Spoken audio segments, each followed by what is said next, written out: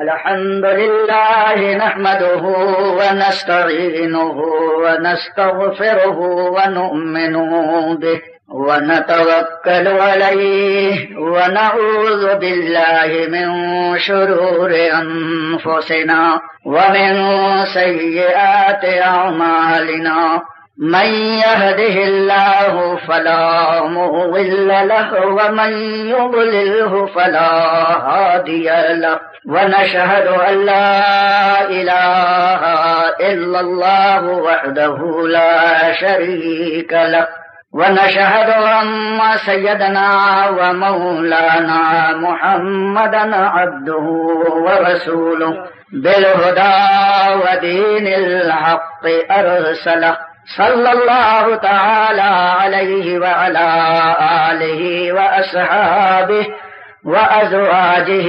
وذرياته وأهل بيته وعلماء ملته وأولياء أمته أجمعين برحمتك يا أرحم الراحمين. أما بعد، أعوذ بالله من الشيطان الرجيم. بسم الله الرحمن الرحيم.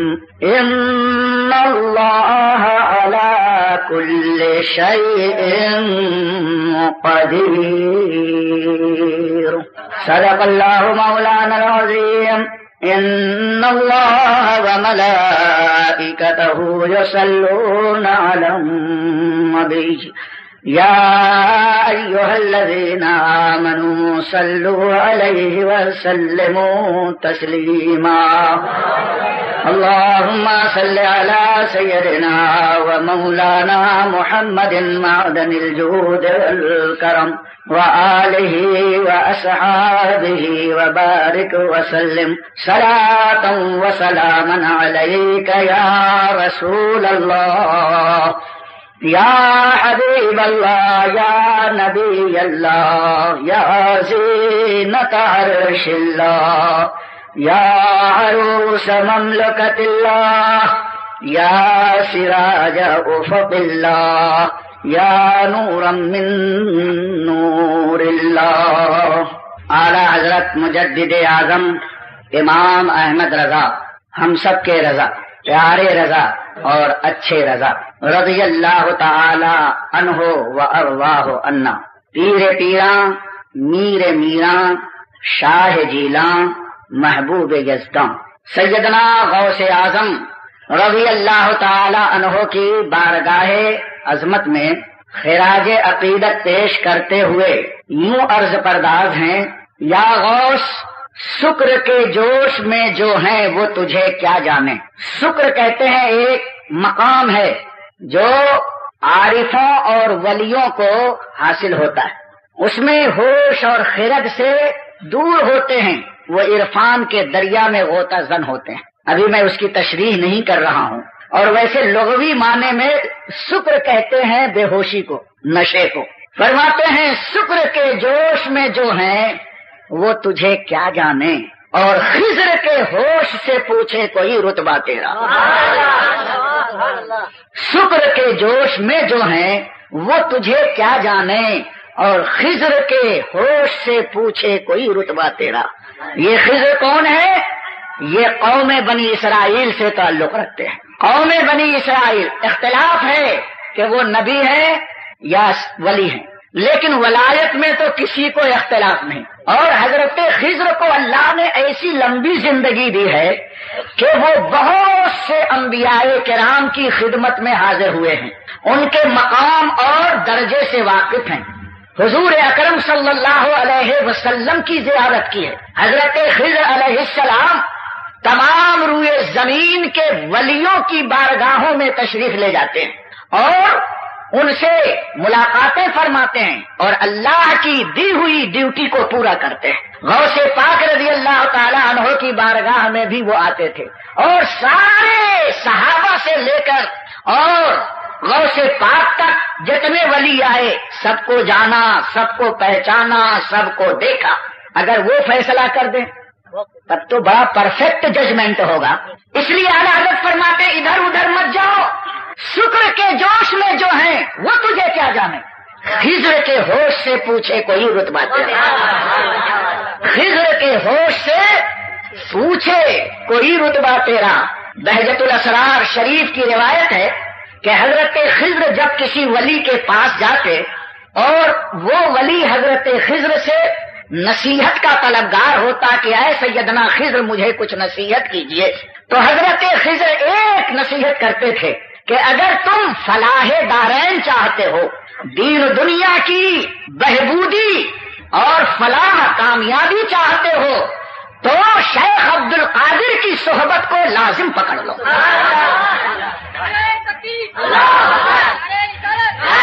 دین و دنیا کی بھلائیاں ان کے دربار سے ملتی ہیں. خضر کا یہ فیصلہ تھا، دنیا کی بھلائی چاہتا ہے، آخرت کی بھلائی چاہتا ہے، ادھر ادھر نہ جانا. سارا فیض آج شیخ عبد القادر کے ذریعے ملتا ہے. امام احمد رضا اس لیے جھوم کر فرماتے ہیں مزرعے چشتو بخاراؤ عراقو اجمیر. مزرعہ کہتے ہیں اس علاقے کو جہاں کھیتی باڑی کی جاتی ہے. قابل کاشت جو زمین ہے وہ مزرعہ ہے، کھیتی کے قابل، کھیتی کرنے کی جگہ. دنیا نے کھیتی کی اناج کی، دنیا نے کھیتی کی پھل فروٹ کی، دنیا نے کھیتی کی گھاس اور چارے کی، لیکن اللہ والے کھیتی کرتے ہیں عرفان اور ولایت کی. یہ خانقاہیں کیا ہیں؟ یہ عرفان کی کھیتیاں جہاں اٹھتی ہیں، جس میں محبت رسول کے پھول کھلتے ہیں، جس میں روحانی غذاؤں کے اناج ہم کو ملتے ہیں. امام احمد رضا فرماتے ہیں کہ ہر کھیتی کے لیے بارش کا ہونا ضروری ہے. مزرعے چشتو بخاراؤ عراقو اجمیر، مزرعے چشتو بخاراؤ عراقو اجمیر، کون سی قسط پہ برسا نہیں جھالا تیرا. قسط کہتے ہیں کھیتی کو. فرماتے ہیں مزرعے چشتو بخاراؤ عراقو اجمیر، کون سی قسط پہ برسا نہیں جھالا تیرا. واہ کیا مرتبہ اے غوث ہے بالا تیرا.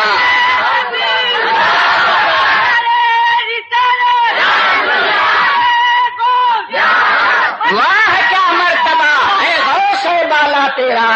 ارے میاں اونچے اونچوں کے سروں سے قدم آلہ تیرا، اونچے اونچوں کے سروں سے قدم آلہ تیرا. جب قدم کا یہ حال ہے تو سر بھلا کیا کوئی جانے، سر بھلا کیا کوئی جانے کہ ہے کیسا تیرا. یہ لفظ کیسا تعجب اور حیرت کے لیے استعمال فرمایا. یہ شاعر ہیں، یہ جانتے ہیں، میں تو شاعر نہیں ہوں. سر بھلا کیا کوئی جانے کہ ہے کیسا تیرا. اسی لیے میں نے اسی لہجے میں پڑھا، سر بھلا کیا کوئی جانے کہ ہے کیسا تیرا. حضور اولیاء ملتے ہیں آنکھیں وہ ہے تلوا تیرا، اولیاء ملتے ہیں آنکھیں وہ ہے تلوا تیرا. واہ کیا مرتبہ اے غوث ہے بالا تیرا، اونچے اونچوں کے سروں سے قدم آلا تیرا. اور ان کی شان تو یہ ہے کہ مصطفیٰ کے تنے بے سایہ کا سایہ دیکھا. ہمارا عقیدہ یہ ہے کہ حضور کے جسم منور کا سایہ زمین پر نہ پڑتا تھا، نہ سورج کی دھوپ میں، نہ چاند کی چاندنی میں، نہ چراغ کی روشنی میں. کہیں بھی حضور کا کبھی بھی زمین پر سایہ نہ پڑا، اس لیے کہ سایہ جو ہوتا ہے وہ سائے والے کے مثل ہوتا ہے. سایہ سائے والے کے مثل ہے. اور فقہ میں بھی اسی لیے کہا جاتا مثل اول مثل ثانی. بہر لفظ مثلیت تو وہاں آ گئی. سایہ ہر چیز کا مثل ہوتا ہے. اللہ کو یہ بھی گوارا نہ ہوا کہ میرے نبی کا سایہ بھی مثلیت کا دعویٰ کرے، تو نبی کا سایہ بھی اٹھا لیا کہ کوئی یہ نہ کہے ہر چیز کا سایہ اس کے مثل ہوتا ہے، تو نبی کا سایہ نبی کے مثل ہوگا. اللہ نے کہا مثلیت کا تصور چھوڑ دو، میرے رسول اور محبوب جیسا کوئی بھی نہیں.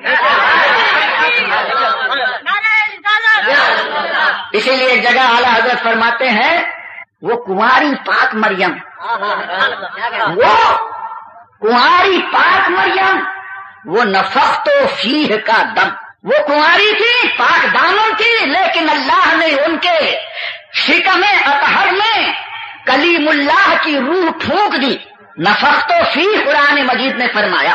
وہ کنواری پاک مریم وہ نفخت فیہ کا دم ہے عجب نشان اعظم۔ حضرت مریم کے صاحبزادے عیسیٰ قدرت کے نشان اعظم ہیں، آیت من آیات اللہ ہے حضرت عیسیٰ۔ اعلیٰ حضرت اقرار کرتے ہیں، سنو، امام احمد رضا کا مسلک کسی کی توہین نہیں کرنا ہے۔ امام احمد رضا کا مسلک یہ ہے کہ ہر اس چیز کی تعظیم کی جائے جس سے دین کا تعلق وابستہ ہے۔ فرماتے ہیں وہ کنواری پاک مریم وہ نفخت فیہ کا دم ہے عجب نشان اعظم، مگر آمنہ کا جایا ہم مانتے ہیں، لیکن آمنہ کے لال کی بات ہی الگ ہے عجب نشان اعظم، مگر آمنہ کا جایا کوئی وہی سب سے افضل آیا، وہی سب سے افضل آیا، اس کے جیسا کوئی نہیں۔ فرماتے لم یات نظیروں کا، نہیں آیا آپ کا مثل فی نظرین کسی کی نظر میں، یہ نہیں فرماتے احمد رضا نے نہیں آپ کا مثل دیکھا، اس کو نکرا رکھا ہے، فی نظرین کسی نظر میں، چاہے وہ جبریل کی نظر ہو یا میکائیل کی نظر ہو، چاہے وہ امتی کی نظر ہو یا نبیوں کی نظر ہے، خدا کی قسم ہمارا یہ عقیدہ ہے کہ لم یات نظیروں کا فی نظرین، مثلے تو نشد پیدا جانا، آپ جیسا محبوب کوئی پیدا ہی نہیں ہوا ہے، یہ ہمارا عقیدہ ہے جو امام احمد رضا بیان کر رہے ہیں۔ لیکن پھر فرماتے ہیں کہ مصطفیٰ کے تنے بے سایہ کا سایہ دیکھا، جب سایہ نہیں تو سایہ کیسے دیکھو گے؟ فرماتے ہیں مصطفیٰ کے تنے بے سایہ کا سایہ دیکھا، کس نے دیکھا؟ جس نے دیکھا میری جان جلوے زیبا تیرا، اے غوث جنہوں نے آپ کا جلوہ دیکھا، آپ کے جلوے میں مصطفیٰ کا جلوہ نظر آیا، یہاں سائے سے مراد جلوے نور محمد الرسول اللہ، واہ کیا مرتبہ، اے غوث ہے بالا تیرا، اونچوں کے سروں سے قدم آلا تیرا، اور غوث اعظم کی شان کیا ہے؟ ابھی تقریر میں نے شروع نہیں کیے، ابھی اعلیٰ حضرت کی تحریر، وہ ہدایت بخشش کا حکم تھا کہ پڑھو، تو وہ ہم کو نہیں تھا، ان کو تھا، جو حاسدین ہیں، جو دشمنان اعلیٰ حضرت ہیں، ان کو یہ کہا گیا تھا ذرا ہدایت بخشش پڑھ کے بتاؤ، ہدایت بخشش پڑھو گے تو ہدایت جنت میں تمہیں لہلہاتی بہاریں نظر آئیں گی۔ اعلیٰ حضرت فرماتے ہیں، سنو غوث اعظم کا تعارف کراتے ہوئے، نبوی میں علوی فصل بطولی گلشن، میہ کہتے ہیں بارش کو، فصل کہتے ہیں موسم سیزن کو، اور گلشن کہتے ہیں باغیچہ، گارڈن، گلستان، چمنستان کو۔ حضرت غوث اعظم باغ ریاض ولایت کے گلے سرسبز ہیں، اور ہر پھول کے لیے اس کے پودے کو سینچنے کے لیے پانی کی ضرورت ہے، ہر پھول کے لیے موسم اور فصل کی ضرورت ہے، ہر پھول کے اگانے کے لیے جگہ گارڈن کی ضرورت ہے۔ اب یہ جو پھول کھلا ہے ریاض الولایت میں، تو اس پھول کو پانی کہاں سے ملا؟ اس پھول کو کس موسم اور بہار میں کھلایا، اور یہ پھول کس چمنستان میں کھلا؟ یہ تین چیزوں کا جواب دے رہے ہیں امام احمد رضا۔ نبوی میں میرے مصطفیٰ کی رحمت کی بارش ہے جو اس کی جڑوں کو سینچ رہی ہے، نبوی میں علوی فصل، اور بہار موسم کلائی میں کہاں سے آیا؟ یہ میرے مولائے کائنات علی مرتضیٰ کی فصل بہاری ہے، اور وہی مرتضیٰ اپنی فصل بہاری سے اس پھول کو جھلا رہے ہیں۔ اور یہ گارڈن کون سا ہے جہاں سے یہ رونما ہوا؟ وہ بطول زہرا کا چمنستان ہے جہاں سے یہ پھول کھلا ہے، اور اس کا مالک کون ہے؟ اس میں مہک کیسی ہے؟ تو اب دوسرا مصرع سنو، نبوی میں علوی فصل بطولی گلشن، حسنی پھول، حسنی پھول حسینی ہے مہکنا تیرا، حسنی پھول حسینی ہے مہکنا تیرا، پنجتن کی خوشبو جناب غوث اعظم میں نظر آتی ہے، اللہ اکبر. پھر آپ فرماتے ہیں سنو، نبوی خر علوی کو بطولی معدن، ایک پتھر ہے جسے لال شب چراغ کہتے ہیں، بہت قیمتی پتھر ہے.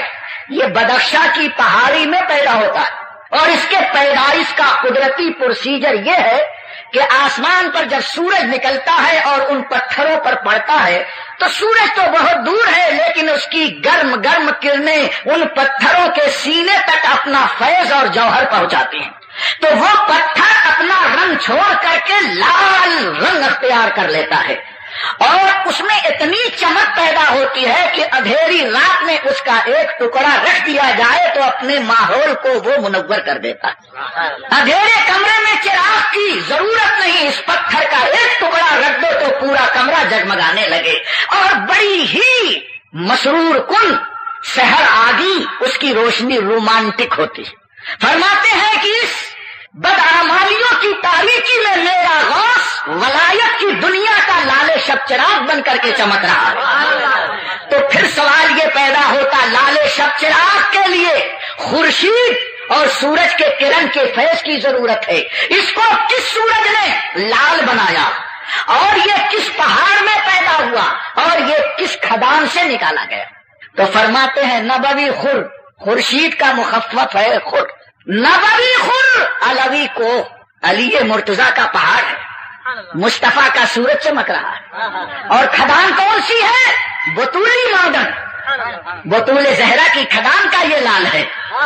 نبوی خر علوی کو بطولی معدن، حسنی لال حسینی ہے تجلا تیرا، حسنی لال حسینی ہے تجلا تیرا.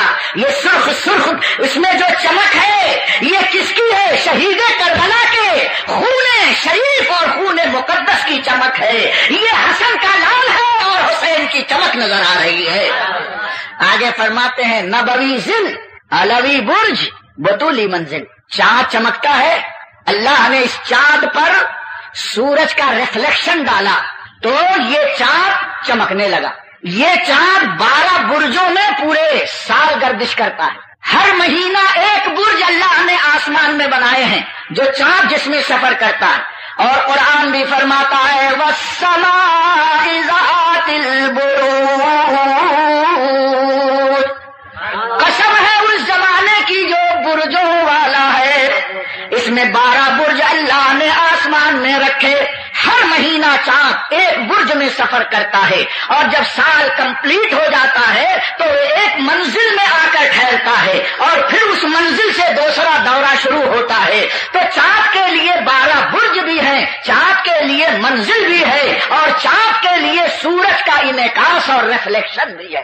غوث اعظم فلک ولایت کے 14ویں رات کے بدر کامل ہیں. ان میں کس سورج کا ریفلیکشن ہوا؟ اس کے لیے برج کہاں ہیں اور اس کی منزل کیا ہے؟ تو امام احمد رضا فرماتے ہیں نبوی ذل علوی برج بطولی منزل، علوی نبوی ذل علوی برج بطولی منزل، حسنی چاند حسینی ہے اجالا تیرا، حسنی چاند حسینی ہے اجالا تیرا. واہ کیا مرتبہ، اے غوث ہے بالا تیرا، اونچے اونچوں کے سروں سے قدم آلا تیرا. اور یہی وجہ ہے ایک جگہ فرماتے ہیں جو تیرا طفل ہے بچہ، جو تیرا طفل ہے کامل ہے یا غوث. سب کے بچے بچے ہوتے ہیں، لیکن آپ کی ولایت والی نورانی گود میں جو مبتدی ہوتا ہے، شروع میں معرفت کا سبق لینے آتا ہے، ارے وہ مبتدی اور بچہ نہیں ہوتا، آتے ہی کامل بن جاتا ہے، ولی کامل بن جاتا ہے. چور آیا تھا، کوئی مجاہدہ نہیں، کوئی ریاضت نہیں، کوئی چلہ نہیں، کوئی اور دوسری مشقت نہیں. نگاہ غوث نے اس بچے کو کیا، اس چور کو جو بچہ ہے ولایت بھی نہیں تھا، چور بن کر آیا تھا، اور غوث پاک نے نگاہ ڈالا تو فوراً ولی بنا. ولی ہی نہیں بلکہ مقام ابدالیت پر فائز ہوا، یعنی کامل بنا دیا. رات بھی نہیں گزری، چور تائب ہو کر سچا پکا مومن، مومن کے بعد مقام ولایت، فائز فرما دیا، جو تیرا طفل ہے کامل ہے یا غوث، طفیلی کا لقب واصل ہے یا غوث، جو آپ کا طفیلی بن کر چلتا ہے وہ واصل اللہ سے مل جایا کرتا ہے۔ مولانا اورنگ آباد آئے، کون؟ مولانا غلام مصطفیٰ۔ آپ نے ان کو دعوت نہیں دی، دعوت مجھے دی، معاف کیجیے گا، دعوت دی ہے آپ نے، مثال دے رہا ہوں، بے بلائے نہیں آئے، مثال دے رہا ہوں۔ یہ میں اصل ہوں اور یہ میرے طفیلی خدمت کرتے ہوئے تشریف لائے، بہت بڑے عالم ہیں ماشاءاللہ، بہت بڑا دارالعلوم انوار رضا چلاتے ہیں۔ ہمارے حاجی رفیق گگن، اسلم بھائی، مولانا عارف بھائی، سلیم بھائی وغیرہ سبھی ان کو جانتے ہیں۔ حضرت تشریف لائے، لیکن آج میں ان سے معذرت کر کے طفیلی آپ کو بتا رہا ہوں کہ وہ میرے طفیلی، حالانکہ ان کے طفیل میں ہم لوگوں کی نجات ہوگی، یہ ایسے علماء ہیں۔ تو یہ طفیلی ہیں، آپ نے دعوت نہیں دی، لیکن جب میں حاجی اشرف گگن کے ہاں دسترخوان پر گیا، انہوں نے دعوت دی نہیں دی، لیکن دیکھا کہ میری لاٹھی پکڑے ہوئے میرے ساتھ ساتھ یہ مولانا غلام مصطفیٰ بھی آ رہے ہیں، تو جس خندہ پیشانی کے ساتھ ہمارے شبیر بھائی نے ویلکم میرا کیا، مولانا کو کا بھی ویلکم کیا، آئیے تشریف لائیے، یہ نہیں کہا تم کو دعوت نہیں دی کیسے آ گئے، یہ دیکھا جاتا ہے کس کے ساتھ آیا ہے۔ اب وہ جو اصل جس کو دعوت ہے، جس دسترخوان پر وہ بٹھایا گیا، جو غذائیں اسے پیش کی گئی، میں عرض کرنا چاہتا ہوں یہ اصل مدعو کا کمال ہے کہ طفیلی کے سامنے بھی وہی پلے، وہی کھانا، وہی سالن، وہی انعامات، وہی سب کچھ ہوتا ہے، تو طفیلی کا درجہ سمجھ میں آ گیا۔ بلایا نہیں گیا تو پوچھا بھی نہیں جا رہا ہے کہ کہاں کا آیا، کیوں آیا، صرف بلانے والے کو دیکھا جاتا ہے کہ ان کے ساتھ آیا، تو وہ بھی دسترخوان تک رسائی پکڑ لیتا ہے، واصل الل دسترخوان ہو جاتا ہے۔ مجھے کہنے دیجئے، جو غوث پاک کا دامن عقیدت و محبت کے ساتھ پکڑ لیتا ہے، خدا کی قسم کل قیامت میں نہیں پوچھا جائے گا کہاں سے آیا، کدھر سے آیا، اسے بھی جنت میں پہنچا دیا جائے گا۔ تو اصل ہوتی ہے دعوت کس کی، اور طفیلی دسترخوان پر پہنچا ہے۔ اصل کامیابی میرے غوث کی ہے، دامن پکڑنے والا بھی جھومتے گھامتے پہنچ جائے گا۔ یہ وہ راستہ ہے کہ اس لیے اعلیٰ حضرت فرماتے ہیں جو تیرا طفل ہے کامل ہے یا غوث، اور طفیلی کا لقب واصل ہے یا غوث، سر جگہ کے طفیلی کہلاتے ہیں، اور امام حضرت غوث اعظم کا طفیلی اصل بن جاتا ہے۔ یہ کمال ہے میرے غوث اعظم کی نگاہ کرم کا۔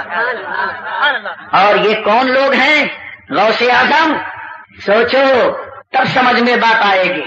اللہ کے وہ نیک بندے ہیں، وہ نیک بندے ہیں جو ماں کے پیٹ سے ولی پیدا ہوئے، وہ نیک بنتے ہیں جو پیدا ہونے کے بعد عمل کر رہے ہیں، یہ نہیں کہ کسی کے چلا چلی میں گئے تب روزہ رکھنے لگے، تب نماز کے عادی بن گئے، نہیں، وہ تو اپنے ماں باپ کے کیریکٹر سے ایسے متاثر ہیں کہ شکل مادر میں قرآن بھی یاد کر رہے ہیں، اور دنیا میں آنے کے بعد اس قرآن کے حکم پر اپنے اوپر شریعت ابھی لاگو نہیں ہوئی ہے، پھر بھی اس پر عمل درآمد فرما رہے ہیں۔ اور جب لوگ نہیں دیکھ رہے ہیں کہ چاند ہوا کہ نہیں ہوا، ابھی لوگ شبہے اور شنکے میں ہیں، لیکن یہ نجیب الطرفین سید، یہ حضرت غوث پاک ماں کی گود میں اتنا علم رکھتے ہیں کہ جہاں مفتی اور قاضی ابھی لوگوں کو فیصلہ نہیں سنا رہے ہیں کہ 29 کا چاند ہوا ہے کہ نہیں ہے، لیکن یہ شاہزادہ اپنے مقدس ماں کے گود میں نہیں ہے بلکہ دارالفتہ میں بیٹھا ہوا، اور اپنی نگاہ ولایت سے یہ ثابت کر رہا ہے کہ چاند ہو گیا، چاند ہو گیا ہے۔ دیکھا آپ نے، ایسے مفتی ماں کی گود میں ہیں اور زبان حال سے رویت ہلال کا ثبوت بغیر شہادت کے پیش کر رہے ہیں، لیکن آپ کے والد گرامی ایسے محتاط مفتی تھے، جانتے ہوئے کہ میرا بچہ 29 کو دودھ نہیں پی رہا ہے، رویت ہو گئی ہے، لیکن فتویٰ نہیں دے رہے ہیں، قانون مصطفیٰ کا احترام کر رہے ہیں، ولایت اپنی جگہ، مصطفیٰ کی شریعت اپنی جگہ۔ فرمایا کہ معلوم تو یہ ہو گیا میرے بچے نے دودھ پینا چھوڑ گیا، چاند ہو گیا ہے، لیکن میں حکم نہیں لگاتا۔ تھوڑی دیر ہوئی کہ دیہات سے جماعت آئی اور انہوں نے شرعی گواہی دی کہ 29 کا چاند ہم نے دیکھا۔ گواہی دی کہ 29 کا چاند ہم نے دیکھا. تو یہ ہے طریقت، وہ ہے شریعت. حضرت جنید بغدادی سے کسی نے کہا حضور آج کل کے پیر کہتے ہیں طریقت الگ شریعت الگ. جلال آ گیا حضرت کو. جنید بغدادی کون ہے؟ غوث اعظم کے پیر کے پیر کے پیر کے پیر کے پیر. 5ویں 6ٹھی پشت میں حضرت جنید بغدادی آتے ہیں. جلال میں آئے اور فرمانے لگے میاں شریعت بال کی طرح ہے اور طریقت مانگ کی طرح. نہیں سمجھے کچھ؟ جس سر میں بال ہوگا وہی تو مانگ نکلے گی، اور جس کا اوپن پلاٹ ہوگا وہاں مانگ ڈھونڈنے جاؤ گے. کنگھی لے کر کے مانگ نکالو. ارے ٹکلے گنجے لا تیری مانگ نکال دو. پہلے اس سے ٹکلے کو ختم کرو، اس کا گنجا پن کا علاج کرو، تب مانگ کا حسن ان زلفوں میں نظر آئے گا. پہلے ظلم پریشاں کو سنوارو، پھر مانگ کا حسن تمہیں نمایاں نظر آئے گا. اور یہاں تو بال ہی نہیں ہے اور لوہے کی کنگھی لے کر کھرچ رہا لے مانگ نکال رہے ہیں. لا حول ولا قوت. بڑوں کی بڑی بات ہوتی ہے مولانا. جنید بغدادی فرماتے ہیں شریعت بال کی طرح اور طریقت مانگ کی طرح ہے. تو جس کے پاس بال ہوگا اسی کے سر میں مانگ ہوگی، جس کے ہاتھ میں شریعت کی زلف ہوگی اسی کا حسن مانگ کے ذریعے نکھر سکے گا. طریقت اس کا نام ہے. سنی مسلمانوں، اس لیے تمہیں جشن غوث اعظم میں شریعت و طریقت دونوں کو ایک ساتھ جمع کرنے کا یہ مشن پیش کیا جا رہا ہے. کبھی ایسا مت کرنا کہ شریعت الگ اور طریقت الگ. یہ اسلام میں بہت بڑی گمراہی کو پھیلانا ہے. خدا غوث اعظم کے نقش قدم پر ہم کو چلنے کی توفیق عطا. اور سنو، شریعت کہاں سے چلتی ہے، رضائے مولا کہاں سے حاصل ہوتی ہے، کس طرح سے وہ ولایت کے مقام پر پہنچتا ہے. پہلے اس کا عقیدہ مضبوط ہو. پہلا اسٹیپ بائی اسٹیپ چلو. گمراہ کو ولایت نہیں مل سکتی، بے ایمان کو ولایت نہیں مل سکتی. وہ چاہے 10 فٹ کی داڑھی رکھے، داڑھی سے ولایت نہیں، پگڑی باندھنے سے ولایت نہیں، لمبے ہرے پیلے کالے نیلے کپڑے پہننے سے ولایت نہیں، 10 20 انگوٹھیاں گھسا کر انگلیوں میں رکھنے سے ولایت نہیں آتی. آڑا ٹیڑھا ڈنڈا سوٹا رکھ کر ہک کرنے سے ولایت نہیں آتی. ولایت تو وہ ہے یہاں پگڑی اچھلتی ہے، اسے میں خانہ کہتے ہیں. یہاں پگڑی اچھلتی ہے. بزدلوں کو اللہ کبھی ولایت نہیں عطا فرماتا. اگر ولایت کسی کو دیا ہے اللہ نے تو پہلے اسے مومن کامل بنایا. اور کس شان سے مومن کامل ہوتا ہے معلوم ہے؟ اللہ ارشاد فرماتا ہے کہ لا تجد قوما یؤمنون باللہ والیوم الاخر یوادون من حاد اللہ ورسولہ ولو كانوا آباءهم او ابناءهم او اخوانهم او عشيرتهم اولئك كتب في قلوبهم الایمان. یہ قرآن بتا رہا ہے مسلمان کا ایمان. ذرا اس کی شان تو دیکھو. اللہ فرماتا ہے لا تجدو قوما یؤمنون باللہ والیوم الاخر. اس روئے زمین پر تمہیں کوئی ایسا مسلمان نہیں ملے گا جو اللہ اور یوم آخرت پر ایمان رکھتا ہو اور ایمان کے ساتھ ساتھ ایسے لوگوں سے دوستی رکھتا ہو جو اللہ اور رسول کے مخالف ہیں. اللہ اور رسول کے مخالفوں سے مسلمان ہو کر کبھی دوستی کر ہی نہیں سکتا. اللہ یہ ارشاد فرما رہا. اب اللہ کی بات مانو گے یا اس زمانے کے سیاسی عالموں کی بات مانو گے؟ مل جل کے رہو. کائے کو مل جل کر کرے؟ جب اللہ نے نہیں ملایا تو تم کون ملانے والے ہو؟ اللہ تو فرماتا مسلمان کبھی باطل والوں سے مل ہی نہیں سکتا، اور اگر ملتا ہے تو وہ اسلام کے صراط مستقیم پر نہیں ہے. لا تجدو علماء سمجھ گئے، نحو صرف کا گرامر بتا رہا ہے کہ لا تجدو قوما یؤمنون باللہ والیوم الاخر یوادون من حاد اللہ ورسولہ، جو اللہ و رسول کا مخالف ہے کبھی اس سے وہ اپنا دل نہیں لگا سکتا، محبت کی ٹینگیں نہیں بڑھا سکتا، دوستی کے لیے ہاتھ لمبا نہیں کر سکتا، بلکہ مومن وہ ہے جو ہر گمراہ کو نفرت کی نگاہ سے پہلے اپنے کو قرآن کی کسوٹی پر کس کر دیکھو کہ ہم کتنے پانی میں ہیں۔ اب آگے سنو قرآن کا تیور، وَلَوْ كَانُوا آبَاءَهُمْ، یہ اللہ اور رسول کا ورودھی اور دشمن چاہے اس کے باپ دادا ہی کیوں نہ ہو، اس کے اب نہیں فرمایا آباءَهُمْ، چاہے وہ اس کے باپ دادا ساتوں پشتک ایسے ہوں، تو وہ مومن ہے جو ایسے باپ داداؤں سے نظر پھیر لے، جو نبی سے پھرا وہ ہم سے پھرا، ارے ہم سے اللہ سے پھر گیا۔ حضرت کا شعر ہے، جو تجھ سے پھرا کیا وہ اللہ ہی سے وہ پھر گیا، ہے شعر ہے نا۔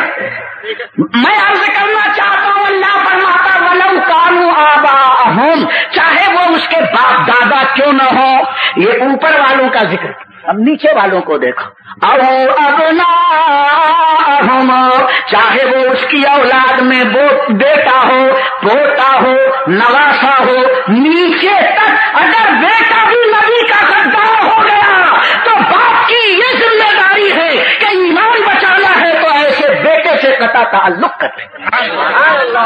قرآن کہہ رہا ہے تو یہ فٹ پاتھ چھاپ چلت پھرت والوں کی کیا حقیقت ہے؟ ارے باپ کی بھی رعایت مصطفیٰ کی محبت کے مقابلے میں نہیں کی جا سکتی، بیٹے کی کا پیار بھی لت مارا جائے گا، پہلے وفاداری دیکھی جائے گی بعد میں رشتہ داری دیکھی جائے گی، اگر رشتہ دار غدار ہے تو اس کو ہماری نظر کبھی قبول نہیں کرے گی۔ تیرے قدموں میں جو ہیں وہ غیر کا منہ کیا دیکھتا، چاہے باپ ہو چاہے بیٹا، پیر ہو یا پیر، فرماتے ہیں تیرے قدموں میں جو ہیں غیر کا منہ کیا دیکھیں۔ ارے کون نظروں میں جچے دیکھ کے تلوا تیرا، کون نظروں میں جچے دیکھ کے تلوا تیرا۔ اللہ فرماتا کہ چاہے وہ اس کے بیٹے کیوں نہ ہو اس سے بھی اپنے دل کی دنیا کو دور کر لے، اور آگے فرماتا ہے کہ او اخوانہم، اب رشتہ داری کا تیسرا حصہ جس سے انسان کنیکٹڈ ہوتا ہے وہ اس کے بھائی بند ہے۔ اللہ فرماتا ہے اگر تمہارے بھائیوں میں سے چاہے وہ حقیقی ہو، چاہے وہ چچا زاد ہو، چاہے خالہ زاد ہو، چاہے ماموں زاد ہو، جہاں تمہارا بھائی نبی کے گستاخوں کے ساتھ ہوا تو ہے مسلمان بھائی اور رسول کا ماننے والا، اس سے بھی تو اپنا رشتہ ناتا توڑ لے۔ اور اللہ فرماتا ہے او عشیرتہم، یا خاندان والے ہوں، پٹی دار ہوں۔ اب یہاں خاندان نہیں دیکھا جائے گا، قریبی رشتہ دار نہیں دیکھا جائے گا، نبی کا وفادار دیکھا جائے گا۔ یہ چار رشتے بڑے اہم ہیں، سب کو قرآن نے سمیٹ لیا۔ وَلَوْ كَانُوا آبَاءَهُمْ أَوْ أَبْنَاءَهُمْ أَوْ إِخْوَانَهُمْ أَوْ عَشِيرَتَهُمْ۔ جب مسلمان اس منزل پر آتا ہے، کیا ہر رشتہ داری کو چھوڑ کر مصطفیٰ کی وفاداری سے جڑ جاتا ہے، جب اس منزل میں وہ پرفیکٹ ہو جاتا ہے اللہ کے نزدیک تو اللہ فرماتا ہے اولئک کتب فی قلوبہم الایمان، تو یہ وہ لوگ ہیں جن کے دل میں اللہ نے ایمان کو لکھ دیا، اور جب اللہ ایمان لکھ دے گا تو کوئی اسے مٹا سکتا ہے۔ آگے اللہ ارشاد فرماتا ہے وَأَيَّدَهُم بِرُوحٍ مِّنْهُ، اور ایسے مسلمان کی، ایسے پاک باس کی اللہ جبریل کے ذریعے مدد کرواتا ہے۔ ایسے مسلمان کا مددگار کون؟ ایسے نیک بندوں کے مددگار اور تائید کرنے والے جبریل امین ہوتے ہیں۔ جب جب کوئی کام ہوتا ہے اللہ جبریل سے فرماتا ہے جبریل چلے جاؤ، میرے بندے کے خلاف لوگ یہ سورش کر رہے ہیں، جبریل چلے جاؤ، میرے بندوں کے تنہائیوں میں مخل ہونے والے آ رہے ہیں، جبریل چلے جاؤ، ان کے دشمنوں کو ہٹا دو۔ جبریل آ کر اس اللہ کے بندے کو تسلی دیتے، اور پھر تنہا نہیں آتے ہیں، فرشتوں کا جلوس لے کر آتے ہیں۔ قرآن سنا تم؟ اللہ ارشاد فرماتا ان الذین قالوا ربنا اللہ ثم استقاموا تتنزل علیہم الملائکہ الا تخافوا ولا تحزنوا وابشروا بالجنۃ التي كنتم توعدون۔ جو اللہ والے شریعت پر قائم ہو جاتے ہیں، جنہیں استقامت علی الدین حاصل ہوتی ہے، اللہ ارشاد فرماتا تتنزل علیہم الملائکہ، ایسے نفوس قدسیہ کے بعد پاس فرشتے اترتے ہیں۔ کہاں سے؟ آسمان سے اللہ کے حکم سے فرشتے جبریل کے ساتھ آتے ہیں اور آ کر اس اللہ کے بندے کے پاس بیٹھتے ہیں اور کیا کہتے ہیں؟ اللہ تخافو، ہرگز مت خوف کرنا کسی کا۔ تمہیں لوگ ڈرائیں گے کیا؟ تمہیں مار ڈالیں گے، تمہیں زہر دے دیں گے، شہر میں گھسنے نہیں دیں گے، ایسا کریں گے ویسا کریں گے، لیکن اے اللہ کے بندے تمہارے دل میں اللہ نے ایمان کو لکھ دیا ہے، خوف مت کرنا، اللہ تخافو، ہرگز مت ڈرنا، ولا تحزنوا، اور لوگوں کی بکواس سے دل میں غم مت لانا، گرد ملال دل میں مت بیٹھنے دینا، وابشروا بالجنۃ التي كنتم توعدون، اور اسی دنیا میں اس جنت کی بشارت لے لو جس کا تم سے وعدہ کیا گیا۔ ذرا نصیبہ تو دیکھو کتنا اونچا ہے، وابشروا بالجنۃ التي كنتم توعدون۔ اور پھر وہ فرشتے آگے کیا کہتے ہیں؟ نحن اولیاؤکم فی الحیات الدنیا وفی الآخرہ، اور اے اللہ کے بندے سن، ہم تیرے دوست اور مددگار اس دنیا کی زندگی میں بھی رہیں گے اور آخرت میں تمہارا ساتھ نہیں چھوڑیں گے۔ فرشتے ایسے دوست اور رفیق بنیں گے کہ پوری زندگی ولیوں کے ساتھ رہتے ہیں، اور جب ان کا انتقال ہوتا ہے قبر میں اور جب اٹھیں گے تو حشر میں بھی رفاقت کا حق ادا کریں گے۔ قرآن فرماتا ہے اے لوگو اپنے ذہن کو صاف کر لو، برین واش کر لو، ولیوں کے آستانے پر نہیں جاتے ہو مت جاؤ، ولیوں سے نفرت ہے ہونے دو، لیکن نہ خدا انہیں چھوڑے گا نہ فرشتے انہیں چھوڑیں گے، وہ تو رغبت کرتے ہیں، تم بھاگتے ہو چلا چلی والوں سے متاثر ہو کر، اور اللہ فرشتوں کو بھیجتا ہے، جہاں فرشتے آتے ہیں وہاں سے کون بھاگتا ہے؟ بس میں نہیں بولتا تھا، جہاں فرشتے آتے ہیں، اور میں نے ادھر ادھر کی روایت نہیں بیان کی کہ کل صبح ہو تو یہ کہیں مجھے اشرف نے معلوم نہیں کہاں کی حکایت بیان کی ہے، کون سی روایت بیان کی ہے، ضعیف ہے، ضعیف بھی نہیں بولتے، کیا بولتے؟ ضعیف ہے، معلوم ہے، قرآن پڑھنا تھا، اس لیے قرآن پڑھ رہا ہوں تاکہ حلق سے باہر آواز نہ نکلنے پائے، اور اگر نکلے تو سنی ٹیٹوا پکڑ لو۔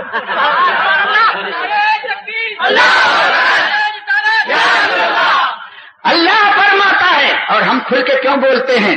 یہ احمد رضا کے خادموں کا حوصلہ، اس لیے تو لوگ ہم سے چڑھتے ہیں کہ کیوں کھلی کھلی بات کرتے ہیں، کیا ڈھکی ڈھکی بات کریں؟ ارے عورت چھپی رہتی ہے، مرد تو کھلا ہوا رہتا ہے، حق پر چلو، یہ ہے سننے کا مقام۔ اور جو مصلحت بینی کرتا ہے اس کے لیے اللہ فرماتا لا الہ الا ولا الہ الا، نہ ادھر کا ہے نہ ادھر کا بلکہ ادھر کا، یہ ایمان نہیں ہے، یہ اللہ والوں کا ایمان ہے۔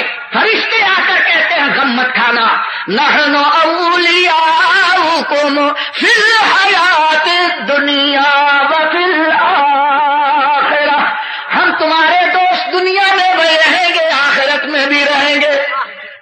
فرشتوں کے ہاتھ میں ہاتھ دے کر کے ہم مصطفیٰ کی بارگاہ میں پہنچے، ہماری غلامی پر ہم کو ناز ہے، سجدوں پر ناز نہیں ہے۔ تو فرشتے کیا کہتے ہیں؟ نحن اولیاؤکم فی الحیات الدنیا وفی الآخرہ، اور یہ بھی کہتے ہیں وَلَكُمْ فِيهَا، ہاں ضمیر کا مرجع آخرت ہے، وَلَكُمْ فِيهَا مَا تَشْتَهِي۔ مولانا عابد صاحب بیٹھے ہیں، بہت اچھے عالم ہیں، مالیگاؤں میں ابھی مفتی ہیں، ان سے پوچھو یہاں ما تشتہی میں کتنا عموم ہے؟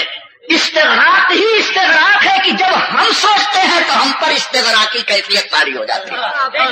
ما تشتہی انفسکم، اے ولیو آخرت میں تو تمہارا جو جی چاہے وہ تم کو ملے گا، جو تمہارا دل چاہے گا وہ فوراً پورا ہوگا۔ کیوں؟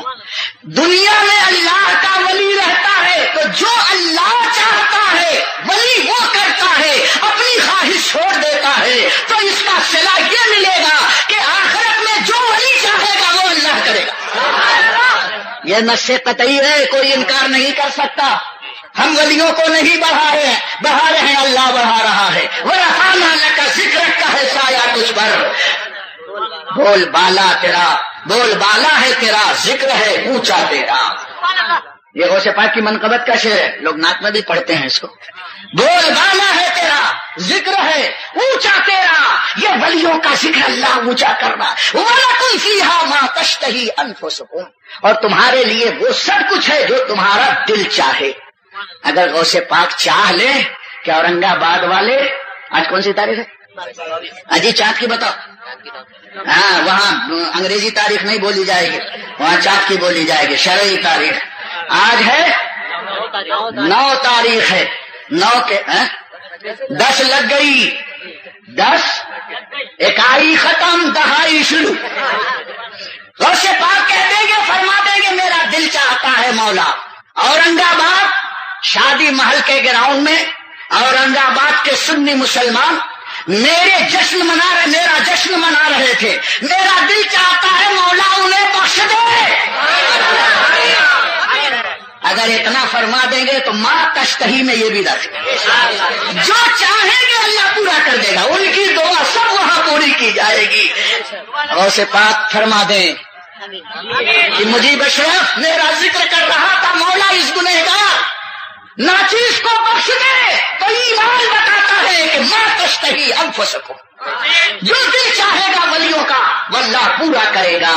خوش نصیب ہو تم کہ ولی کے دامن سے وابستہ ہو گئے، اور وہ فرشتے کیا کہیں گے؟ وَلَكُمْ فِيهَا مَا تَشْتَهِي أَنفُسُكُمْ وَلَكُمْ فِيهَا مَا تَدْعُونَ، اور جو دنیا میں تم دعائیں کرتے تھے وہ سب آج تمہیں مل جائے گا۔ اور سب سے بڑا کمال تو یہ ہے کہ اللہ فرماتا ہے کہ نُزُلًا مِّن غَفُورٍ رَحِيمٍ، جنت میں ان ولیوں کی مہمانی اللہ فرمائے گا، میزبانی اللہ فرمائے گا۔ نبی کے یہ عالی جاہ چاہنے والے شیدائی مہمان ہوں گے، اور غفور الرحیم مہمانی کا انتظام فرمائے گا۔ نُزُلًا مِّن غَفُورٍ رَحِيمٍ، غفور الرحیم کی طرف سے میزبانی کا انتظام ہوگا، سب لوگ دسترخوان پر بیٹھیں گے، اور وہاں ہم طفیلیوں کو جب بلایا جائے گا تو مزہ آ جائے گا۔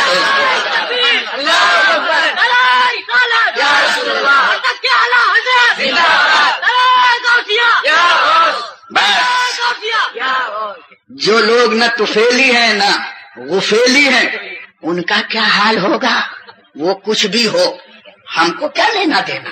تیری دوزخ سے تو کچھ چھینا نہیں، تیری دوزخ سے تو کچھ چھینا نہیں، خلد میں پہنچا رضا پھر تجھ کو کیا؟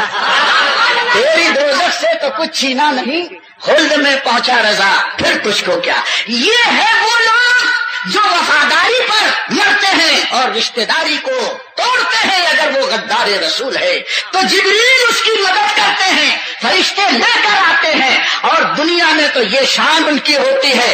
آگے ارشاد فرماتا ہے وَيُدْخِلُهُمْ جَنَّاتٍ تَجْرِي مِن تَحْتِهَا الْأَنْهَارُ خَالِدِينَ فِيهَا، اور جب یہاں سے وہ رخصت ہو جائیں گے تو اللہ ان کو ان باغوں میں جنتوں میں داخل فرمائے گا جس کے نیچے نہریں رواں دواں ہیں ہمیشہ رہنے کے لیے۔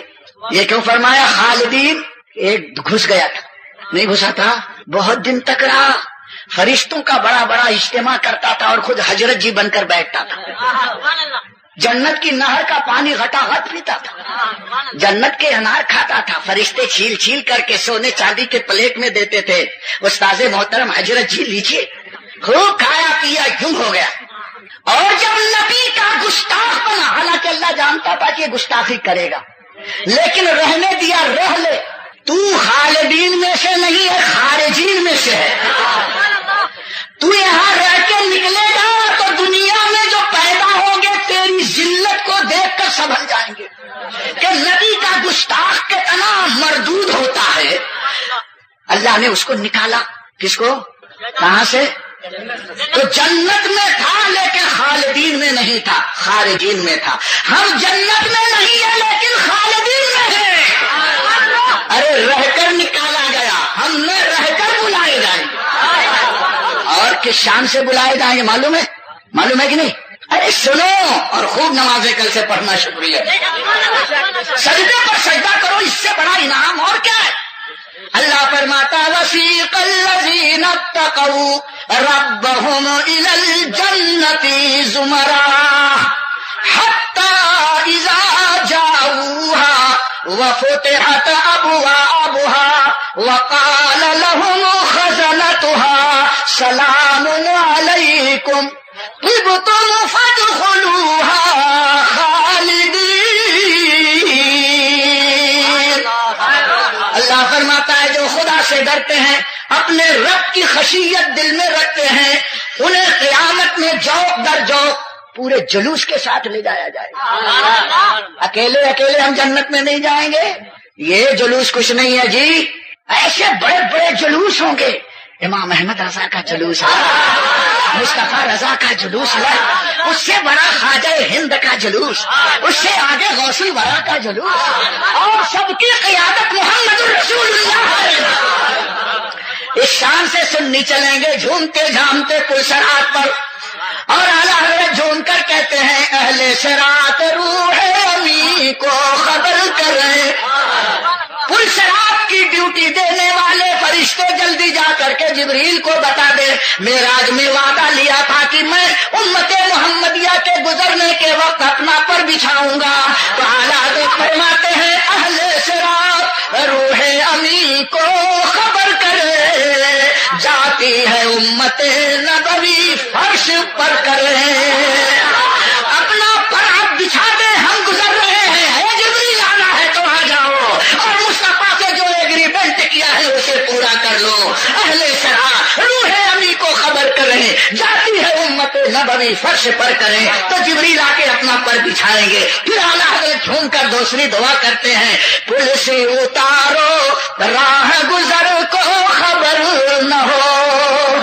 یا رسول اللہ پر تو بچھوا دیا ہے لیکن ہم بے ادب نہیں ہیں. ہم یہ نہیں چاہتے کہ جبریل کے مقدس اور نورانی پروں کو کچلتے ہوئے جائے اور جبریل کو آزار اور تکلیف محسوس ہو. تو جس طرح انہیں پر بچھانے کی اجازت آپ کے وسیلے سے ملی ہے، اے مصطفیٰ آپ قدرت والے ہیں، آپ ایسا انتظام کیجئے کہ جبریل پر بچھائے تو پر کو خبر نہ ہو. پل سے اتارو راہ گزر کو خبر نہ ہو. ہائے کیسا درد ہے. پل سے اتارو راہ گزر کو خبر نہ ہو. ارے جبریل پر بچھائے تو پر کو خبر نہ ہو. یہ کون کرے گا؟ یہ وہ کرے گا کہ جس کے دل میں امت کا پیار ماں سے بھی زیادہ ہے اور باپ سے بھی زیادہ ہے. خدا کی قسم یہ جناب محمد رسول اللہ صلی اللہ علیہ وسلم کی امت میں اللہ نے پیدا کر کے ہمارے وقار کو اور اعزاز کو اتنا بلند فرمایا.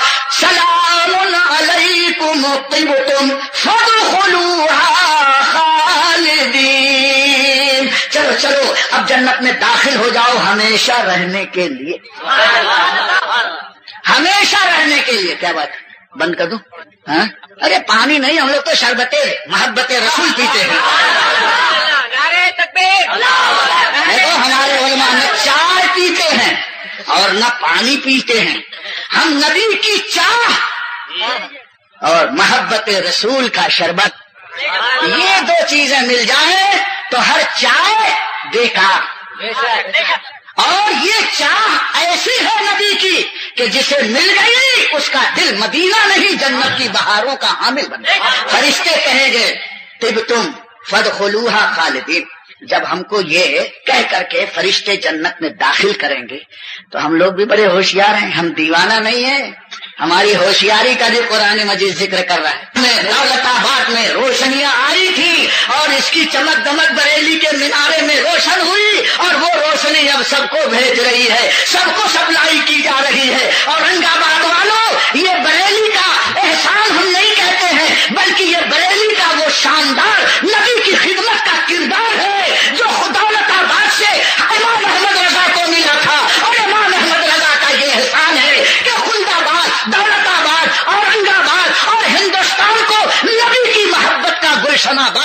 اس لیے اسی روشنی کو، اسی مسلک کو کلیجے سے لگانا، یہ تمہاری وطنی اور تمہاری شہری امانت ہے جو تمہیں عطا کی جا رہی ہے. اس کو چھوڑنا مت، دامن سے پکڑنا تاکہ یہاں کے باشندے اور ناگرک ہونے کا حق تم ادا کر سکو. یہ تمہاری اپنی ذمہ داری ہے. تو میں یہ عرض کر رہا تھا کہ فرشتے ہمارا اعزاز اس انداز سے کریں گے کہ جنت میں کہیں گے جہاں جاؤ وہاں رہو. ہم جا کے سب کو دیکھیں گے. اور دوستو یہ ہے ایمان کہ اپنے ماں باپ سے وہ ناراض صرف رسول کی دشمنی کی بنیاد پر ہوتا ہے. بھائی کو چھوڑے نبی کے لیے، بیٹے کو چھوڑے نبی کے لیے، باپ کو چھوڑے نبی کے لیے، تب یہ اعزاز اور اکرام اللہ کے ہاں اس کا ہوگا. 5 روپے پلیٹ کی بریانی دیکھ کے چلے، بڑا سستا اجتماع ہے. 8 روپے میں بریانی، چکن بریانی ملتی ہے. 3 دن کا اجتماع ہے. تو یہ کھانے سے وہاں بھوک کا احساس ہوگا. اور آج سوکھی روٹی اس کے رسول میں کھاؤ تو ہو سکو، جو تمہارا دل چاہے گا وہ تمہیں کھلایا جائے گا. یہ اعزاز قرآن مجید مسلمان کو دے رہا ہے اور مسلمان کی نشانی یہ بتا رہا ہے. ہم کہیں مسلمان تو شرعی طور پر تو ہم مان لیں گے، لیکن خدا جو علیم بذات صدور ہے، دلوں کے خطرے کو جانتا ہے، اس کو کیسے منواؤ گے؟ اللہ فرماتا یحلفون لہو کما یحلفون لکم. اس دنیا میں جس طرح تمہارے سامنے قسمیں کھا کر اور وہ اپنے صفائی دیا کرتے تھے، اللہ کے ہاں بھی آ کر کے قسمیں کھائیں گے اور وَيَحْسَبُونَ أَنَّهُمْ عَلَى شَيْءٍ، اور یہ گمان کر لیں گے کہ ہم نے کچھ کام کیا. اللہ صاحب کیا بھی جھوٹی قسم کھا لیا، اللہ صاحب نے کچھ بولا نہیں. ارے جب اللہ تعالیٰ پکڑے گا نا تب پتا چلے گا اس کی پکڑ بڑی سخت ہے. میرا رب فرماتا ہے اِنَّ بَطْشَ رَبِّكَ لَشَدِيدٌ، تیرے رب کی پکڑ بڑی سخت ہے. آج لے ان کی پناہ، آج مدد مانگ، آج لے ان کی پناہ، آج مدد مانگ ان سے، پھر نہ مانیں گے قیامت میں اگر مان گیا.